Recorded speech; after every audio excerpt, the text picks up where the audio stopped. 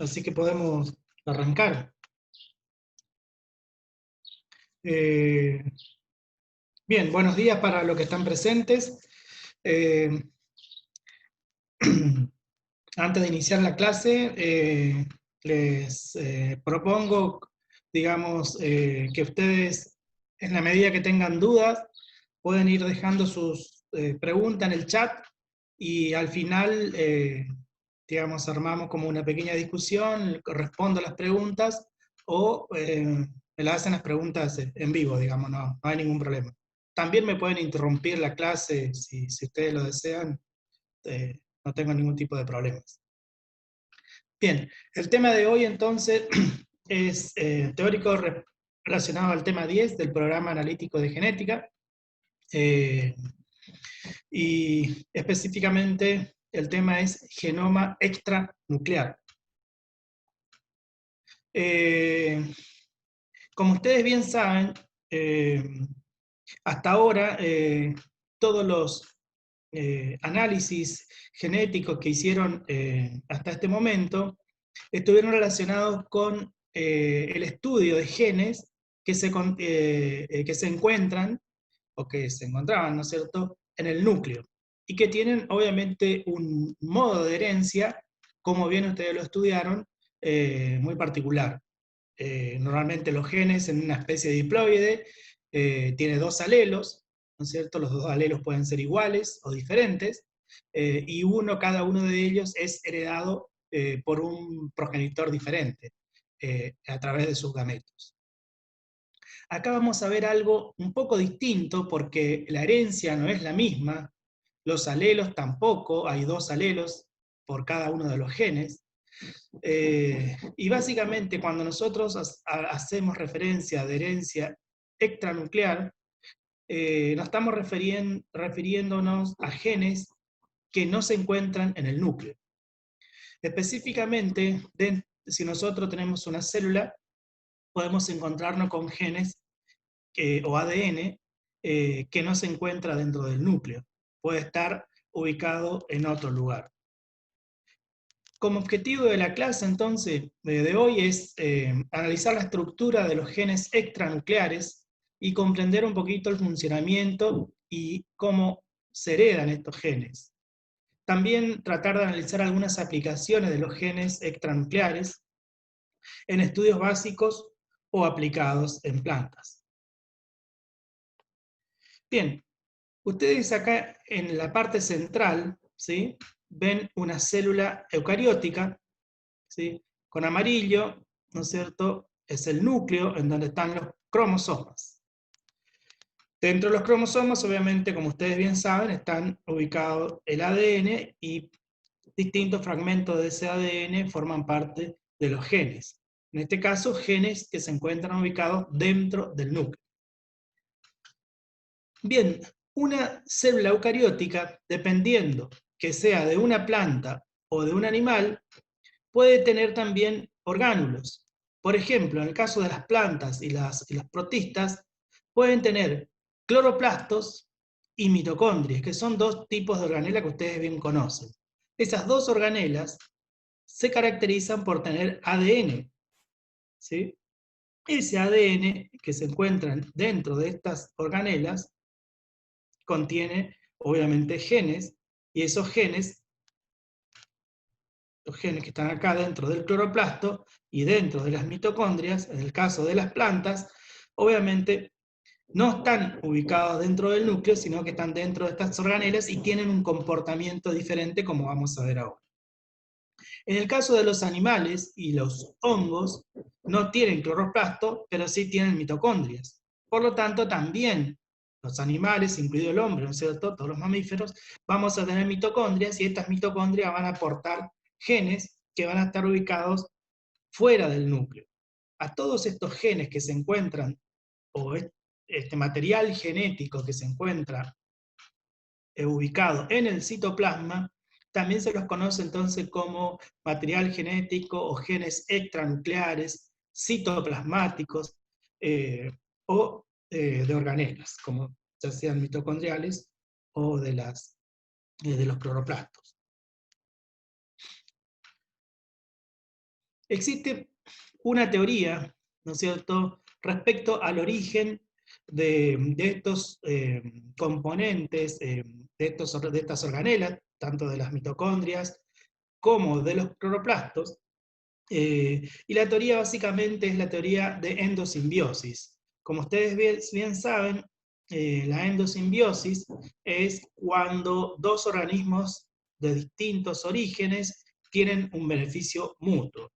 Se cree que la célula eucariótica, me perdí el mouse, acá está, ancestralmente era así, ¿sí?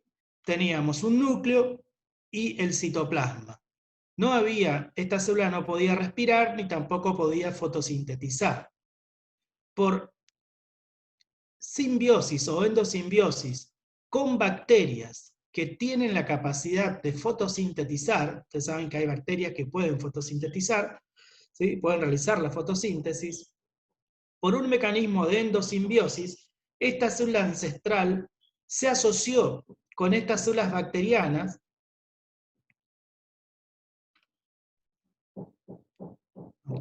ahí está, se asoció con la célula bacteriana. De esta manera, posteriormente esta célula bacteriana se integró completamente al citoplasma de la célula eucariótica, constituyendo lo que hoy nosotros conocemos como cloroplastos. Obviamente, esta célula ha adquirido la capacidad entonces para poder fotosintetizar. De la misma manera, esta célula ancestral, ¿no es cierto?, pudo haberse asociado con otro grupo de bacterias que tenían la capacidad de fosforilar la cadena oxidativa, es decir, tenía la capacidad de respirar, ¿no es cierto? Al asociarse con esta célula ancestral, posteriormente, esta célula bacteria de origen, esta bacteria, ¿no es cierto?, con capacidad para respirar, se integra completamente a la célula eucariótica, otorgando la capacidad, obviamente, de respirar a esta célula. O sea, esta sería la teoría que se tiene acerca del origen de estos dos orgánulos y el hecho de por qué tienen material genético. Son los únicos dos organelas que tienen material genético. Y ustedes, como vamos a ver ahora más adelante, se van a dar cuenta que el material genético es muy parecido al de las bacterias.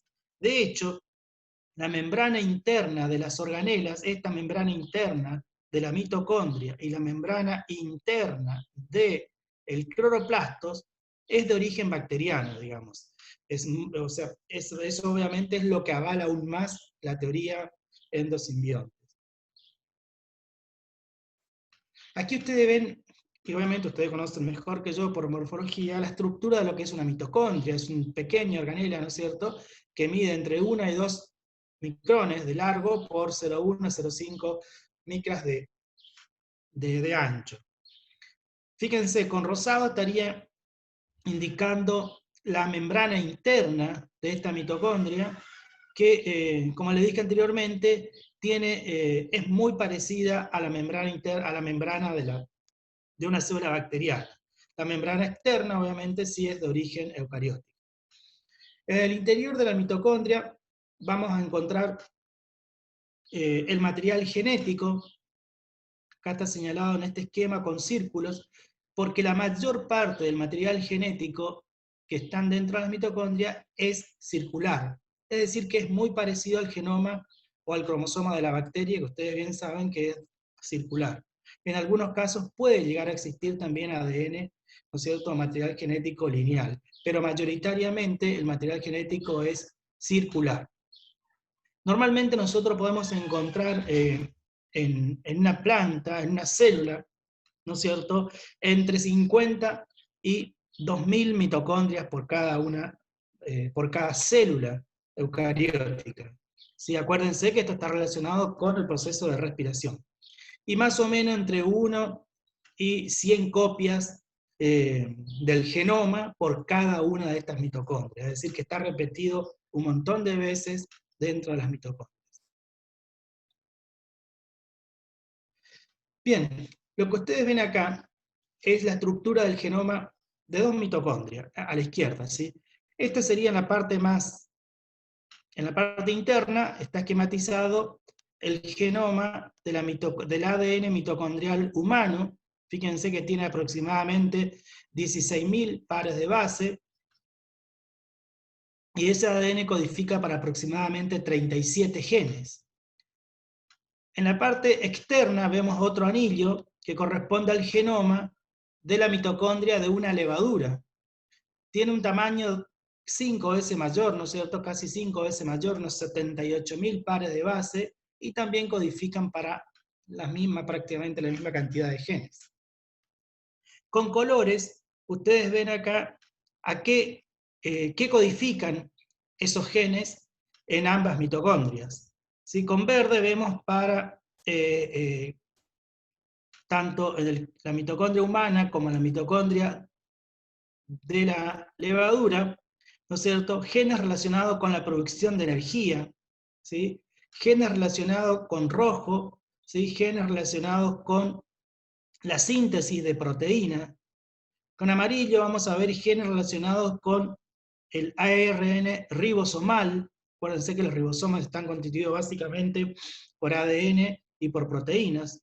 Y fíjense, tenemos con violeta genes que no codifican para nada, ¿sí?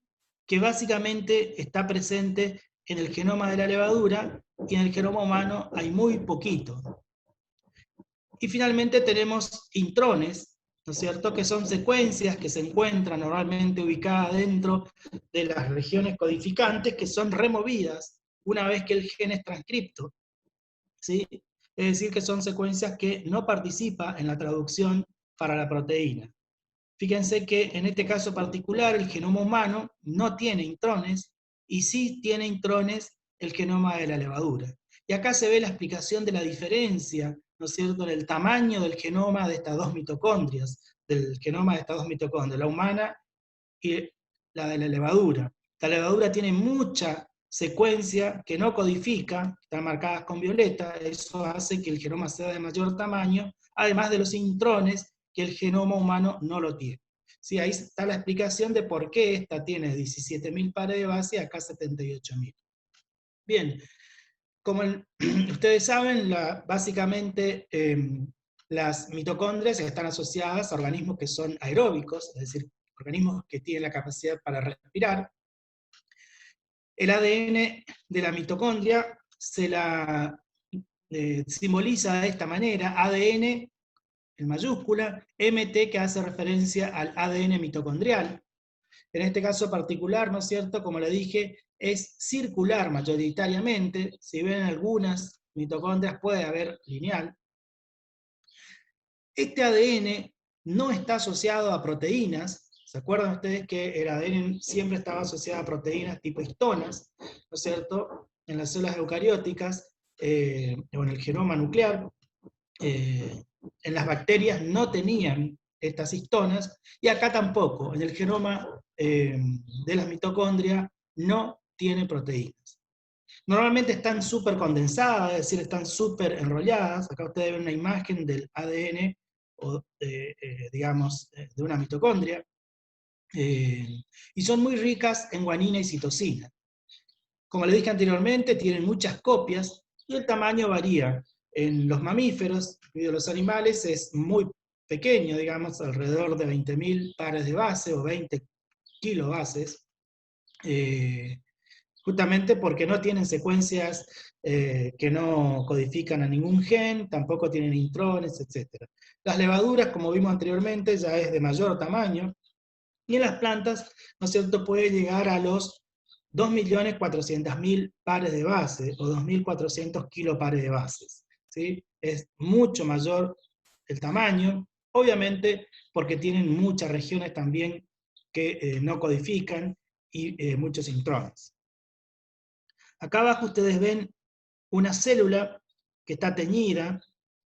Esta es una célula de una alga que se llama Euglena gracilis. Está teñida con dos colorantes, ¿sí? Uno de los colorantes tiñe de color rojo el material genético que se encuentra dentro del núcleo. Este es un alga unicelular, ¿sí? Y el otro colorante, que es un color verde, que se utiliza al combinarse el verde con el rojo, da un color amarillo. Todos estos puntitos amarillos que ustedes ven aquí, rodeando al núcleo, o sea, desparramado en todo el citoplasma, es el ADN que se encuentra dentro de las mitocondrias.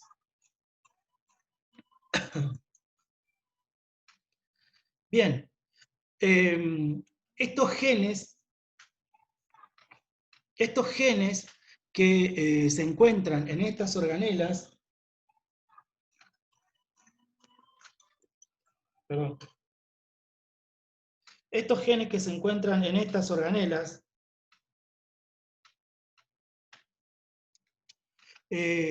también se replican, se transcriben y se traducen.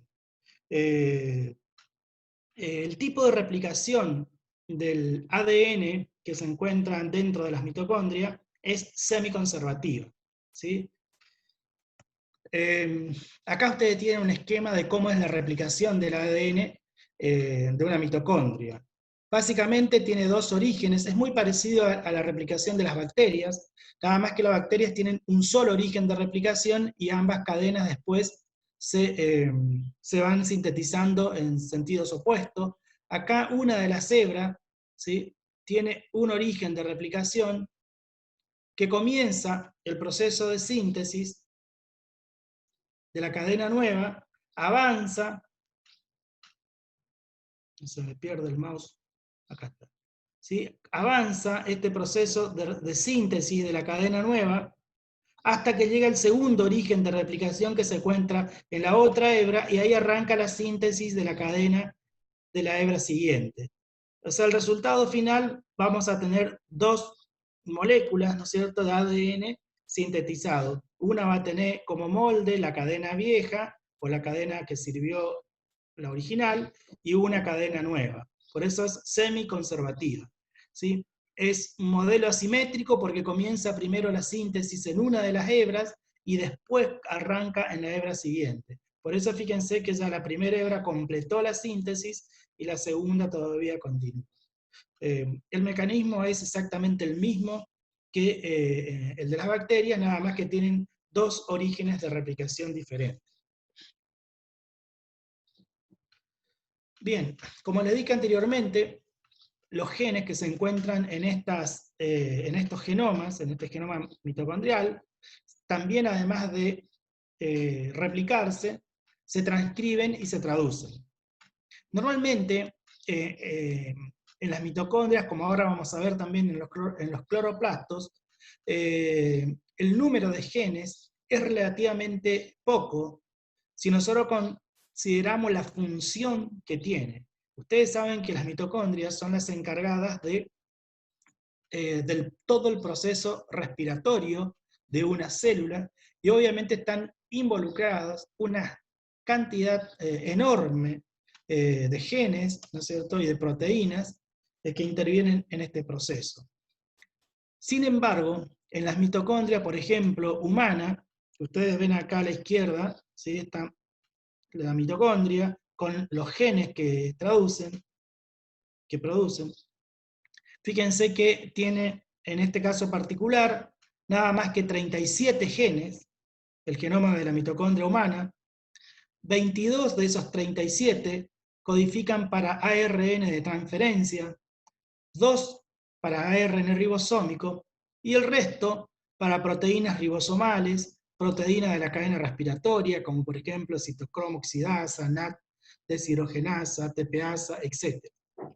El resto de los genes que intervienen en la cadena respiratoria están ubicados dentro del núcleo, ¿sí? Por ejemplo, los genes responsables de producir las polimerasas, ADN o ARN, ¿no es cierto?, que intervienen en la replicación y en la transcripción, se encuentran dentro del núcleo.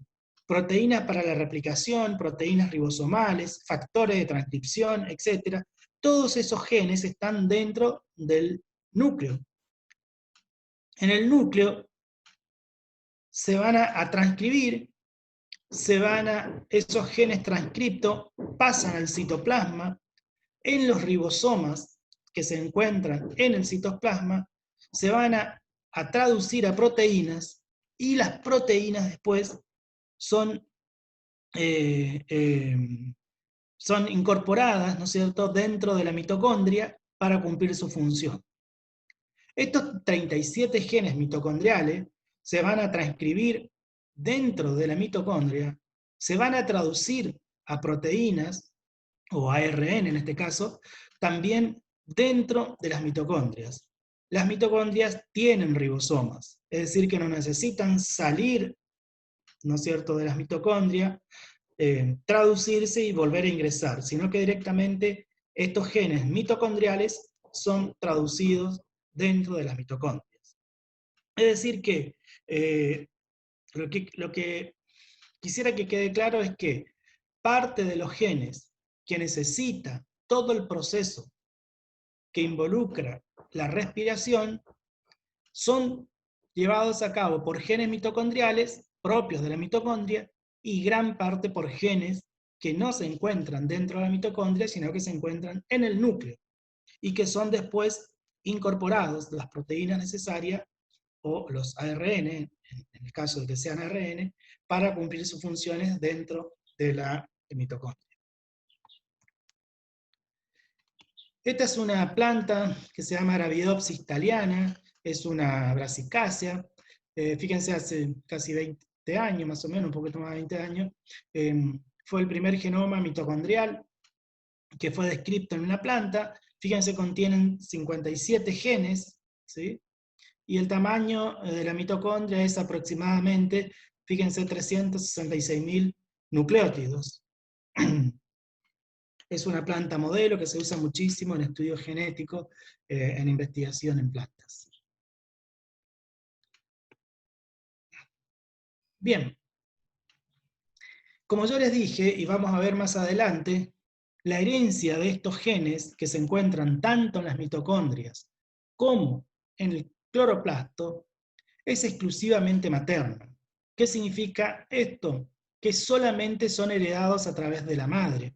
O sea, nosotros, cada uno de nosotros, tenemos nuestras mitocondrias, y las mitocondrias provienen de nuestra mamá, digamos. El padre no aporta mitocondrias en la descendencia. La herencia es materna, solamente de la madre. Como ven ahí, los hijos, ya sean hombres o mujeres, pueden estar afectados por igual, pero solamente las mujeres pueden transmitir a la descendencia. Ustedes tienen acá una serie de árboles genealógicos. Fíjense, acá tenemos un matrimonio, un hombre que tiene una enfermedad afectada por genes mitocondriales, ¿sí? Pero la mujer, la esposa, es normal. Todos los hijos son normales. ¿Por qué? Porque la mitocondria masculina no interviene, no pasa a la descendencia. Sin embargo, en el caso opuesto, en el caso de que la mujer sea portadora de esta enfermedad que está otorgada por un gen mitocondrial, ¿sí?, y el varón sea normal, toda la descendencia va a ser portadora de la enfermedad, sean mujeres o varones. Por eso se dice que la herencia es materna de estos genes mitocondriales. A la derecha también tienen otros esquemas en donde, fíjense acá, dos matrimonios, una pareja normal, el hijo es normal. Acá fíjense, la mujer es la portadora, todos los hijos van a ser portadores de la enfermedad. Las enfermedades mitocondriales, en humanos sobre todo, producen enfermedades, las mutaciones en genes mitocondriales normalmente producen enfermedades bastante complejas en humanos, digamos, y son enfermedades conocidas como enfermedades raras.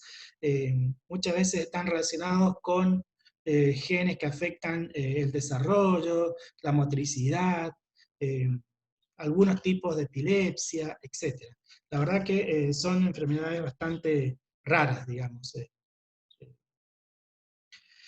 Nosotros podemos determinar, fíjense, utilizando técnicas, podemos aislar el ADN de la mitocondria, amplificar por una técnica que se llama PCR.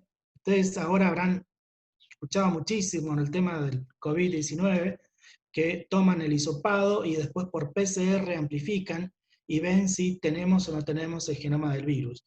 La PCR es una técnica que se hace en un laboratorio, es un aparato que permite amplificar el ADN que nosotros utilizamos como molde, y de esa manera podemos determinar si tenemos o no tenemos, eh, eh, digamos, en este caso del COVID-19, si tenemos o no tenemos la enfermedad, o parte del virus. Bien, con el ADN mitocondrial, particularmente, también nosotros podemos utilizar esta técnica, amplificar por PCR y después hacer comparaciones entre distintos individuos y establecer grados de parentesco. Nosotros podemos establecer el parentesco siguiendo exclusivamente el genoma materno, ¿sí? Porque acuérdense que siempre el ADN o las mitocondrias provienen de la madre. Entonces podemos ir hacia arriba, por ejemplo acá nosotros podemos seguir el rastro hacia arriba y podemos llegar al origen, ¿no es cierto?, del individuo que estuvo o que tuvo el gen mutante por primera vez.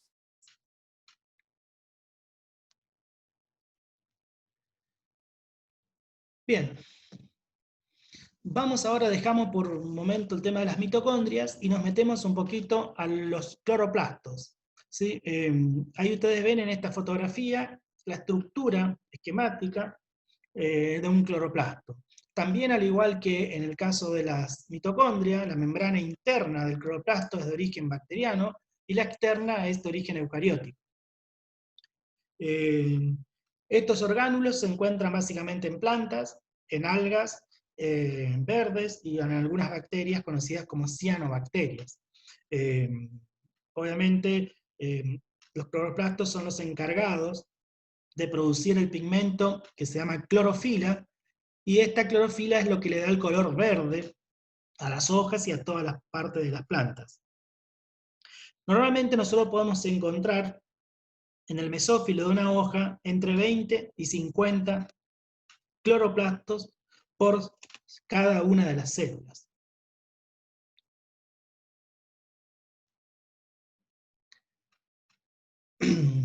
¿Cómo es la estructura del ADN de un cloroplasto? La simbología, al igual que en las bacterias, para hacer referencia al ADN cloroplástico, se pone ADN, una C y una P. Eso diferencia del ADN genómico del núcleo y del ADN de la mitocondria.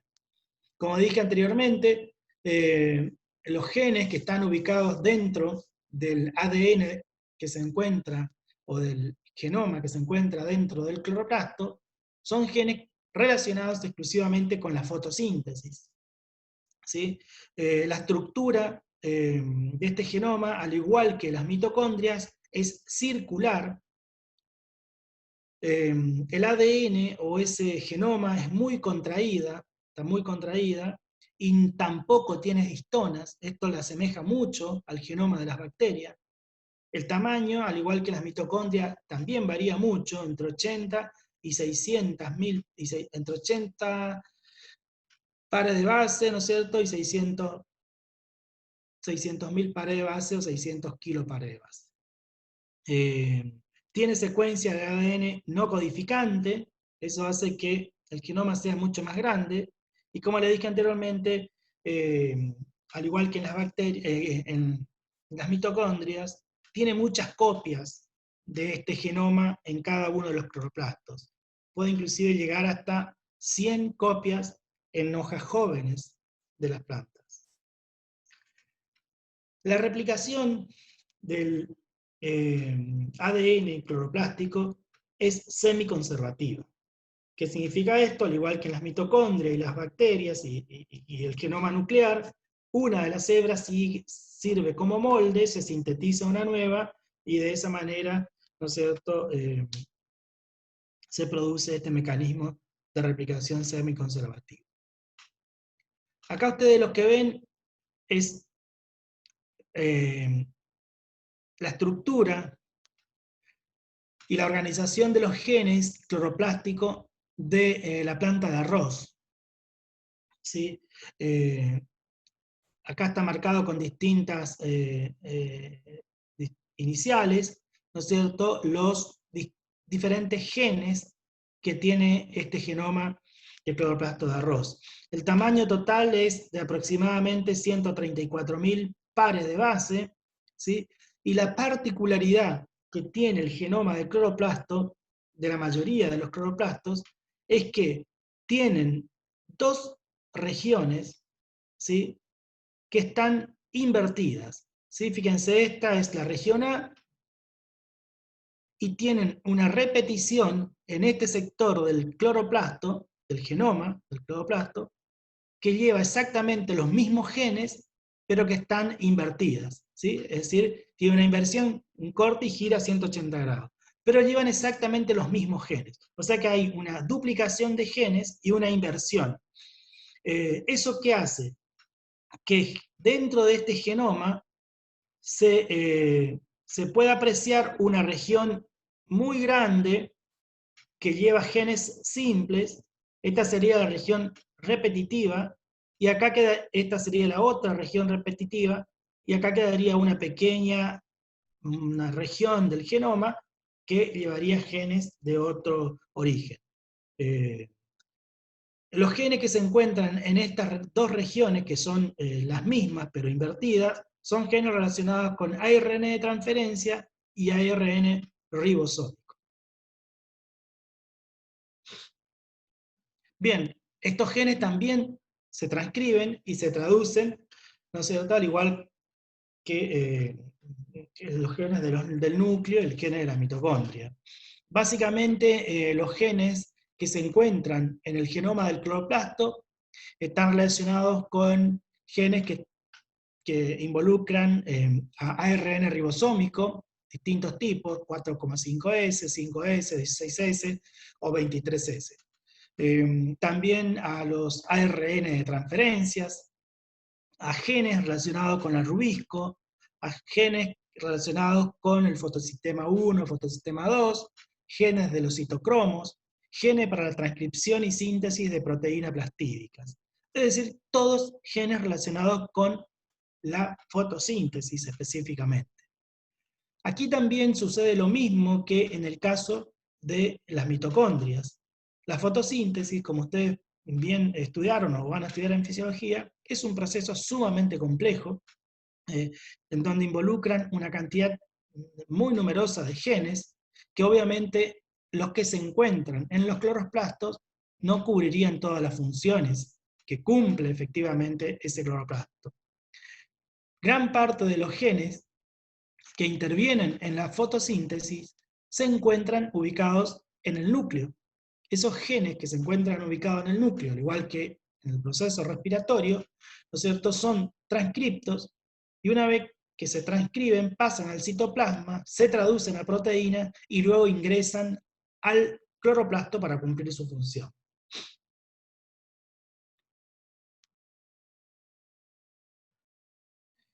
Bien, vamos a dejar un poquito los cloroplastos también, ya conocimos un poco los genes que llevan, cómo es el comportamiento, cómo es la replicación, la transcripción y la traducción. Y hablaremos ahora un poco más de lo que es la herencia materna. Yo les dije anteriormente que todos estos genes que se encuentran ubicados en ambas organelas, mitocondrias y cloroplastos, se heredan exclusivamente a través de la madre.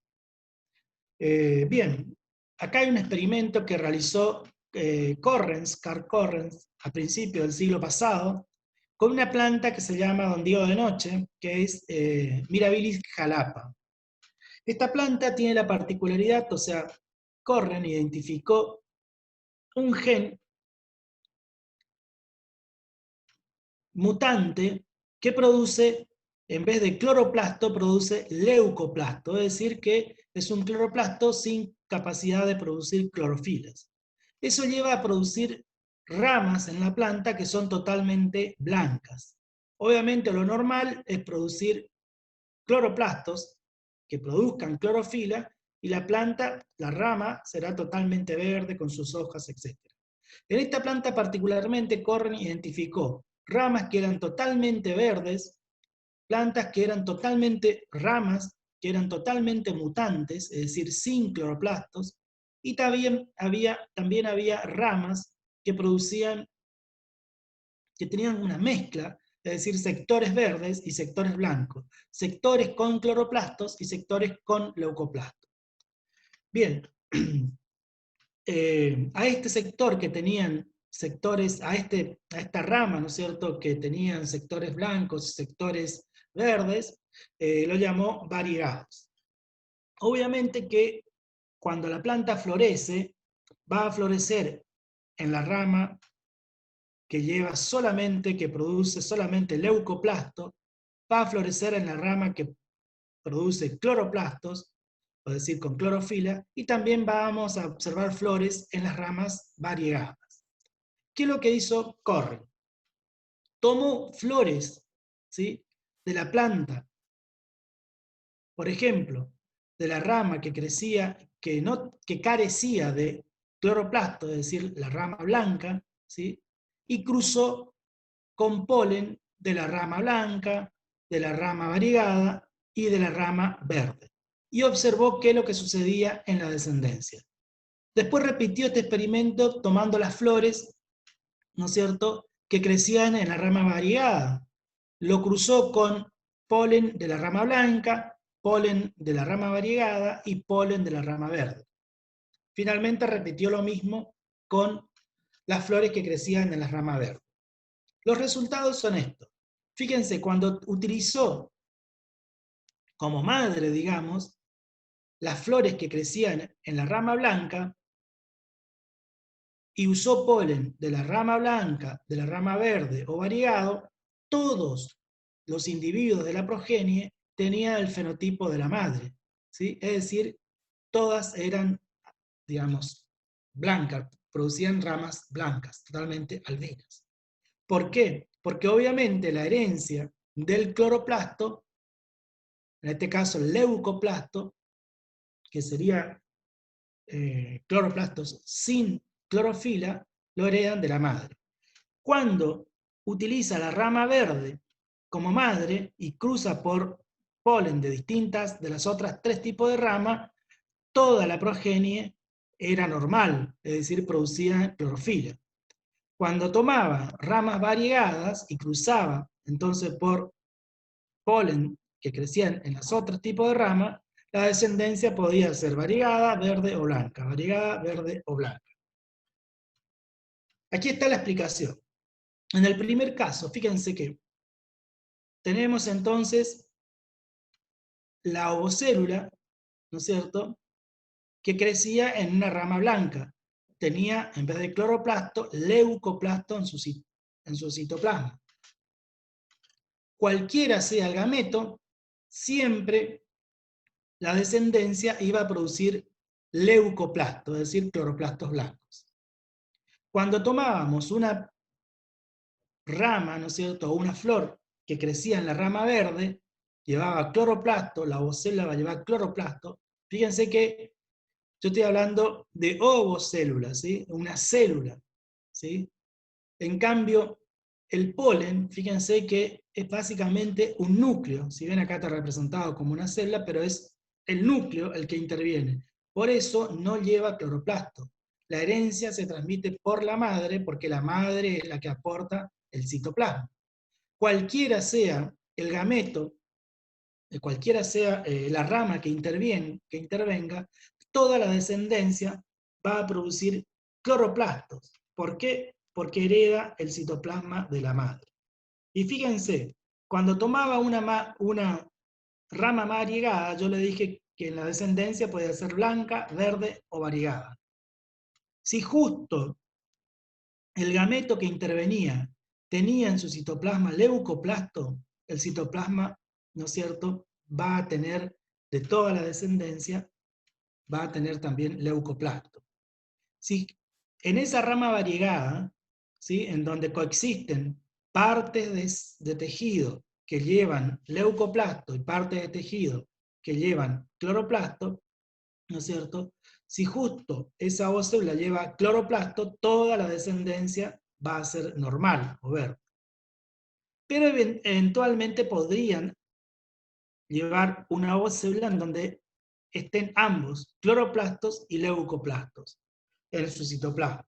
Cualquiera sea el gameto masculino, yo voy a tener inicialmente una célula que va a llevar ambos tipos de organelas, leucoplastos y cloroplastos, pero que después de la primera división celular voy a tener dos grupos, dos tipos de células. Una célula que va a ser exclusivamente con cloroplastos y otra célula que va a llevar exclusivamente los leucoplastos.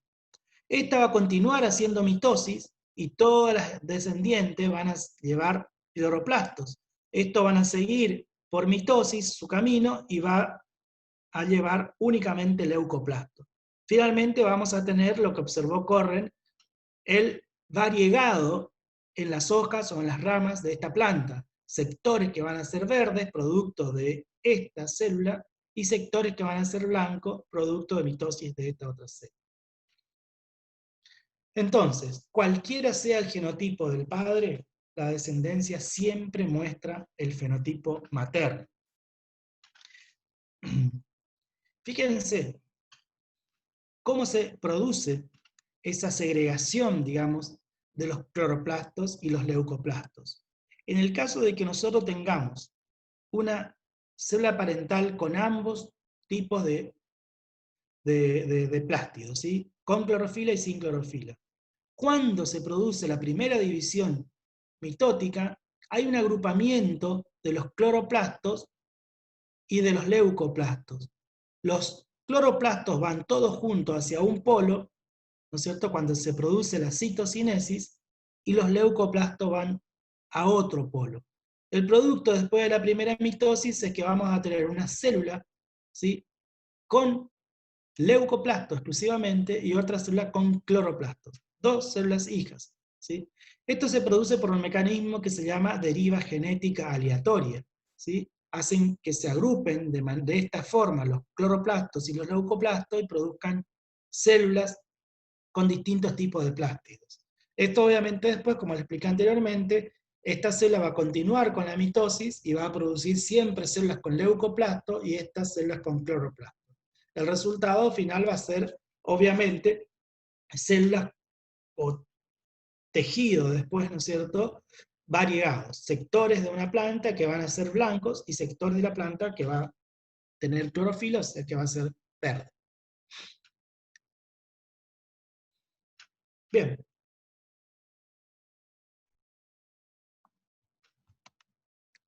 ¿Cuáles son los patrones de herencia de los genes que se encuentran en estos dos tipos de orgánulos?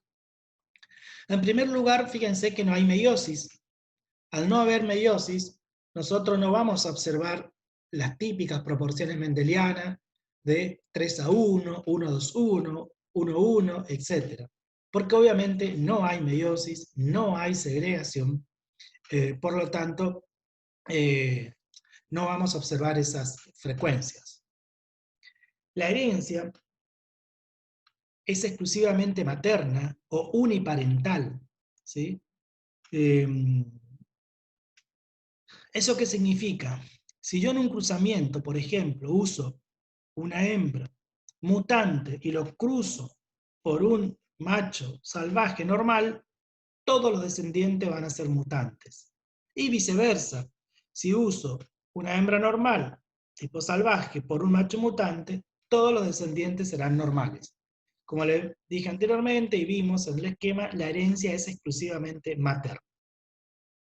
Los genes no pueden ser mapeados, porque recuerden que el mapa genético típico que ustedes conocen se dan por la frecuencia de recombinación. Acá, al no haber recombinación, no se pueden usar los mapas citogenéticos tradicionales, sí los mapas moleculares.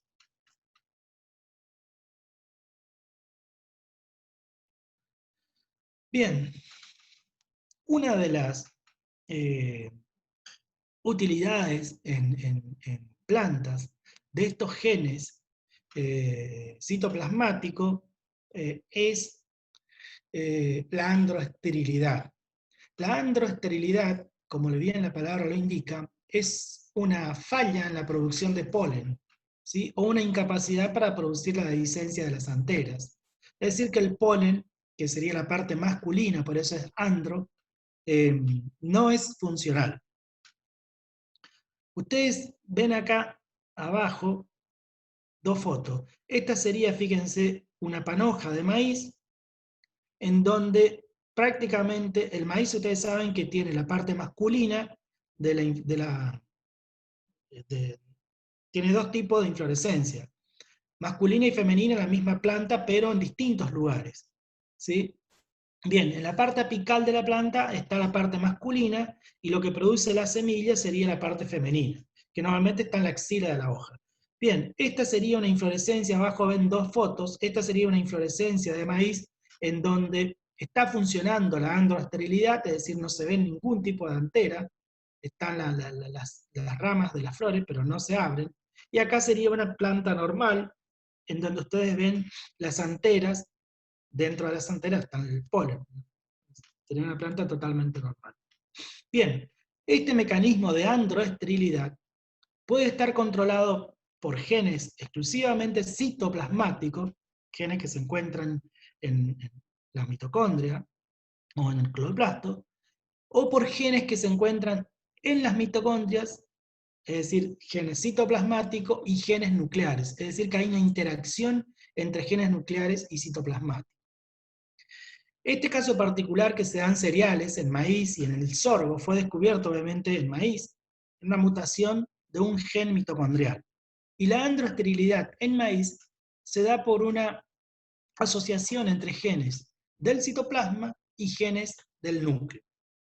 En esta fotografía de la izquierda ustedes ven acá dos líneas de maíz, dos líneas en donde se ven las inflorescencias masculinas, ¿sí? Que serían las plantas que actuarían como donadoras de polen, y en el medio se ven varias hileras, ¿no es cierto?, de plantas de la misma especie, pero que serían las líneas que actuarían como madre, ¿sí? El polen de esto, directamente, estas serían todas androestériles, entonces yo puedo ir sembrando de manera intercalada las líneas que quiero utilizar como padre. Y como madre uso líneas androestériles, o sea, van a ser plantas que van a tener inflorescencia de este tipo, no van a poder polinizar a este otro lote, sino que solamente pueden polinizar las plantas que no son androestériles, que estaría utilizando yo como donadoras de polen. Es muy utilizado esto en mejoramiento genético, vamos a ver ahora en los próximos cuarto año, en mejoramiento genético justamente, la utilidad que tiene para la producción de los híbridos comerciales en estos cereales. Bien, de acuerdo, como yo le dije, la androesterilidad del maíz es un caso en donde hay una asociación entre genes del citoplasma y genes del núcleo. El citoplasma de una planta puede ser normal, ¿sí? Normalmente cuando es normal nosotros lo indicamos con una N mayúscula, o puede ser androestéril, ¿sí? El citoplasma lleva el gen mutante que produce la androesterilidad, es decir, la letra normalmente se indica con la letra S. Este sería en el caso del gen del citoplasma. Ahora bien, el núcleo también, yo le dije que una asociación entre el gen nuclear y citoplasmático, en el núcleo puede ser homocigoto dominante, puede ser el gen homocigoto receptivo, o puede ser heterocigoto. Es decir, tenemos tres combinaciones posibles para el núcleo. Bien, esto sería para el gen nuclear. Acá tenemos el gen del citoplasma y el gen del núcleo. Dos posibilidades para el citoplasma, tres posibilidades para el núcleo. Bien, ¿cuáles serían las combinaciones entre los genes citoplasmáticos y nucleares entonces? Vamos a ver en el caso de que el citoplasma sea normal, NNN. Puede ser homocigoto dominante, heterocigoto o homocigoto recesivo. En este caso el genotipo se indica de esta manera: el citoplasma con la letra, si es normal o estéril, una barra, y después de la barra tenemos el genotipo del núcleo. Fíjense, acá es RF, lo mismo que yo diga a grande. Esto se llama básicamente restaurador de la fertilidad, por eso el gen, el alelo es RF y el otro alelo es RF, ¿sí? Es lo mismo que yo ponga a grande, como ustedes venían viendo. Como dije anteriormente, también puede ser el núcleo heterocigoto o puede ser homocigoto recesivo. Bien, si vamos a la otra posibilidad del citoplasma, que sea androestéril, es decir, S, tenemos S, y también vamos a tener también tres posibilidades. Que el núcleo sea homocigoto dominante, heterocigoto o homocigoto recesivo. Y acá está la importancia de este sistema. Fíjense que el único genotipo posible que es efectivamente androestéril es el último, el SRF recesivo. Este sería el único genotipo verdaderamente androestéril. Ustedes me dirán, ¿y este por qué no es androestéril si tiene el gen de esterilidad en el citoplasma? Pero en el núcleo tiene un alelo dominante. Como es un efecto o una combinación de genes nucleares y citoplasmáticos, si en el núcleo yo observo un alelo dominante del gen nuclear, es suficiente para restaurar la fertilidad de ese individuo. Es decir, este genotipo, si bien es estéril, el citoplasma, tiene el gen de esterilidad para el citoplasma, tiene un alelo dominante en el núcleo que inhibe directamente la acción de este gen y restaura la fertilidad, ¿sí? Entonces, obviamente que este otro que tiene dos alelos restauradores de la fertilidad, este también va a ser fértil. Y acá obviamente estos tres genotipos van a ser fértiles. ¿Por qué? Porque el gen del citoplasma es normal. Por más que sea recesivo, el gen del núcleo, al ser el citoplasma normal, este genotipo va a ser normal y todos estos van a ser normales. En definitiva, de las 6 combinaciones posibles, fíjense que ustedes tienen 5, estas 3 y estas 2, que son normales. Y el único genotipo androestéril es efectivamente este, ¿sí?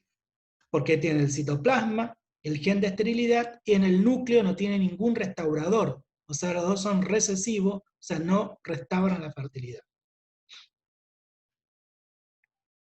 Ustedes acá van a tener todas las combinaciones posibles entre parentales y descendientes, que esto lo van a aplicar después en el desarrollo de los trabajos prácticos y van a poder apreciar mejor. Fíjense que cuando nosotros utilizamos como progenitor femenino a esta planta, que sería androestéril, ¿sí? Porque tiene el gen S en el citoplasma y es recesivo para el núcleo, y lo cruzamos por este individuo, por este otro genotipo masculino, que va a ser androfértil, porque si bien tiene homocigoto recesivo en el núcleo, es normal para el citoplasma, o sea, este va a producir polen. El 100% de los descendientes son androestériles, serían androestériles. A esta línea se la llama línea mantenedora. ¿Por qué? Porque mantiene la androesterilidad en todos los individuos. Si nosotros cruzamos este otro individuo que también va a ser androestéril, tiene S en el citoplasma y recesivo en el núcleo, sería la madre, podemos cruzar por cualquiera de estos dos genotipos, ¿sí? Vamos a tener que el 100% de la descendencia van a ser androfértiles. A estos genotipos, ¿sí? S o N, que sean S o N, N o S en el citoplasma, y homocigoto dominante en el núcleo, ¿no es cierto? Se los conoce como línea restauradora de la fertilidad, ¿sí? El 100% de los descendientes van a ser fértiles. Esto lo vamos a ver con más detalle después en los trabajos prácticos. Después tienen toda una combinación intermedia en cuanto a fértiles y androestériles en la descendencia. Y acá les muestro este pequeño esquemita para que ustedes vean la utilidad que tiene la producción de híbridos comerciales. Si bien un híbrido, ¿no es cierto?, lo explico rápidamente, lo que es un híbrido. Un híbrido comercial es cuando se cruzan dos líneas, acá por ejemplo la línea A por una B, son líneas endocriadas, altamente homocigotas, ¿no es cierto?, que se cruzan y tenemos un híbrido. Este híbrido obviamente va a ser un híbrido simple, producto de estas dos líneas. Podemos cruzar estas otras dos líneas y tener otro híbrido simple. Si cruzamos este híbrido simple por este híbrido simple, vamos a tener un híbrido doble. Eso no se hagan problema porque vamos a ver después en cuarto año. Lo que le quería explicar acá, si nosotros no tuviésemos genotipos que sean androestériles, nosotros deberíamos, para hacer un cruzamiento, castrar de manera manual o de alguna manera eliminar, ¿sí?, la inflorescencia masculina de la planta que nosotros queremos utilizar solamente como hembra.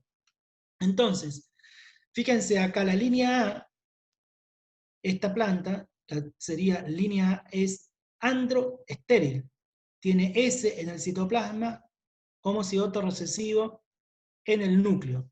Fíjense que no produce no produce polen. En cambio, la línea B actuaría como donante de polen, ¿sí? Fíjense que tiene N en el citoplasma, o sea, es normal, produce polen, ¿sí? Esta planta no produce polen, no necesito castrar porque es androestéril. El producto de este cruzamiento entonces va a ser un híbrido simple A por B. En este otro tipo, en este otro cruzamiento, fíjense que la línea C sería androestéril por la combinación genotípica, ¿sí? Y la línea D sería androfértil. O sea que esta sería la que aporta el polen para poder polinizar y cruzarse con esta planta. Yo no tengo necesidad de cortar esta inflorescencia ni de castrar. ¿Por qué? Porque produce o no produce polen, o las anteras no se abren, y de esa manera me permite producir, ¿no es cierto?, híbridos sin necesidad de el trabajo adicional que involucraría toda una castración que lleva muchísimo tiempo. Bueno, finalmente, acá ustedes tienen la bibliografía del tema, el Russell, el Griffith, que está en biblioteca, y también fíjense hay una traducción que yo saqué básicamente de esta traducción, que es la traducción del capítulo del Russell, que está en esta página, ¿sí? Eso lo tradujo un profesor, que fue el profesor titular de genética hace unos años atrás, lo tradujo, este libro está en inglés, lo tradujo y están inclusive con las fotos, todo en esta página que ustedes lo pueden utilizar para estudiar el tema. Bien, con eso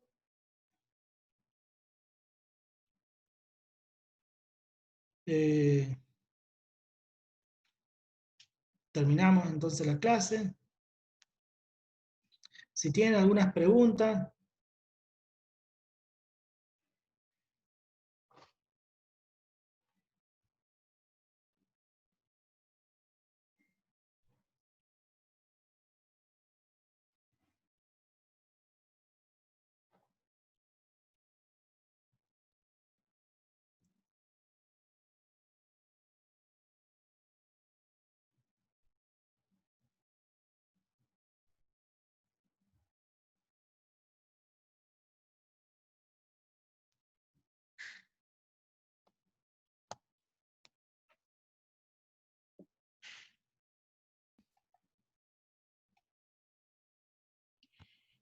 Francisco, en el chat hay algunas preguntas. Sí, ahí estoy entrando.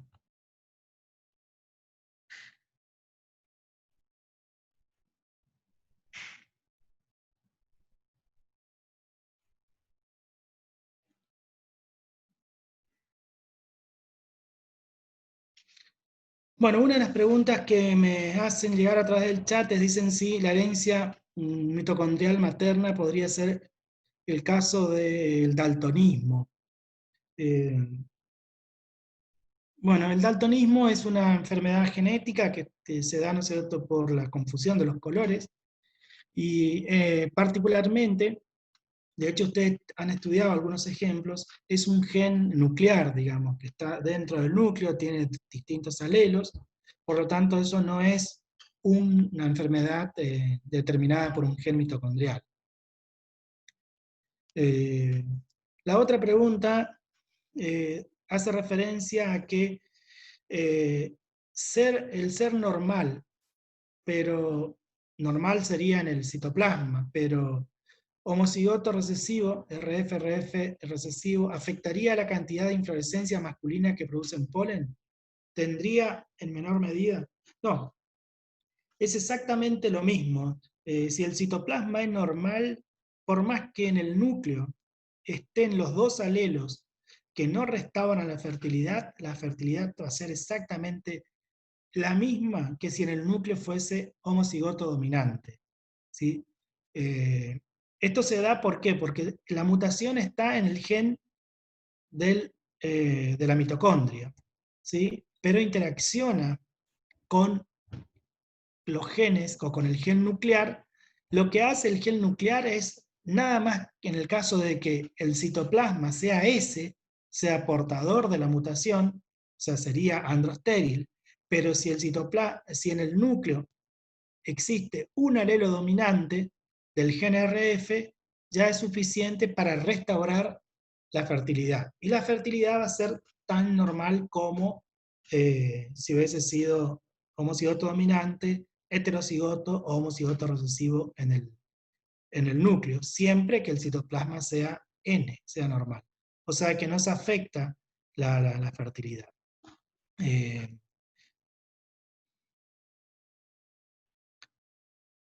Bien. O sea, si hay alguna otra pregunta,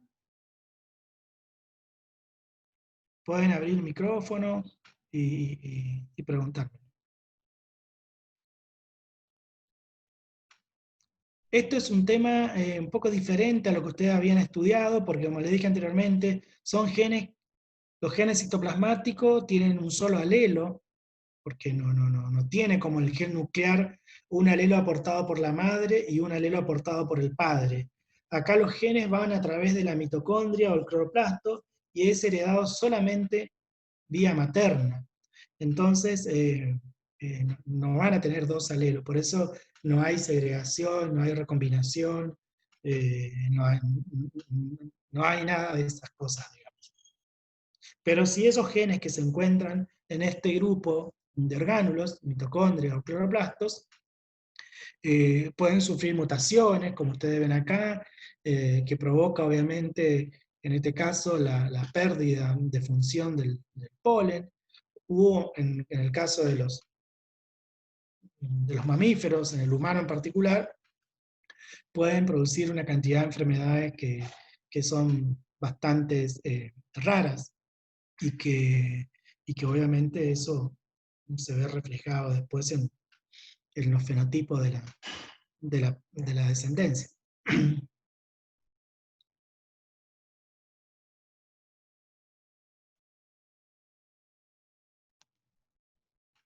Bueno, si no hay más preguntas, entonces, les repito nuevamente, esto lo van a ver en los trabajos prácticos, no sé si esta semana o la semana que viene, así que ahí van a poder, con los profesores, ejercitar un poco los problemas, sobre todo esto relacionado con la androesterilidad, que desde el punto de vista agronómico es es muy importante, diría. Así que, bueno.